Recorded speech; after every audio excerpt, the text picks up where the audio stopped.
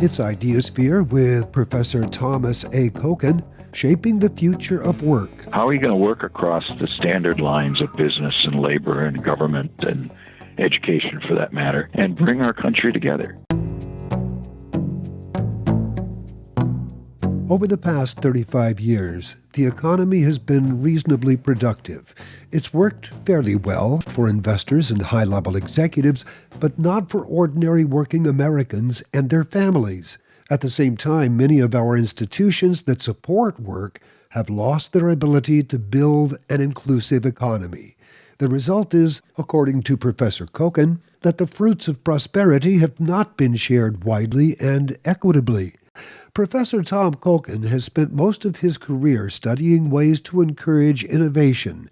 However, he says he's never been as deeply concerned as he is now about our future to adapt to the realities of today. His book, Shaping the Future of Work: What Future Worker, Business, Government, and Education Leaders Need to Do for All to Prosper.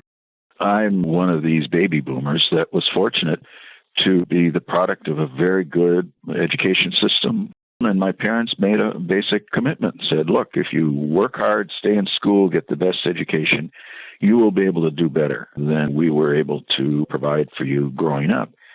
And that really carried through for many years for our generation. But if we don't do something about the stagnation of wages over the last 30 years, if we don't do something to get more good jobs created at a faster pace for young workers, if we don't create some opportunities for young workers to learn on their first jobs and put their education to work, then their wages are going to be much lower relative to what our generation experienced. And I think that's a step backward. How about an overview of what you refer to as the post-war social contract? Well, the world of work has changed, the workforce has changed, the economy has changed, but yet we still have a set of traditional practices and policies. So it used to be that people were going to work for a singular or a similar company for many years and then could retire with a pension. Well, we have destroyed our standard pension, defined benefit pension system.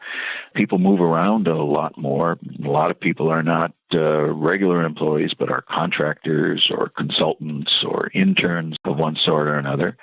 And yet our policies still assume that basically what we have is a male-dominated workforce with working full-time for a single employer and with conveniently a wife at home to take care of family and community affairs. And that's not the world of work we have today. And so we've got to catch up with it, whether it's family leave policy or sick leave or portable pensions and portable health care, and a whole variety of changes need to catch up with the changing nature of work.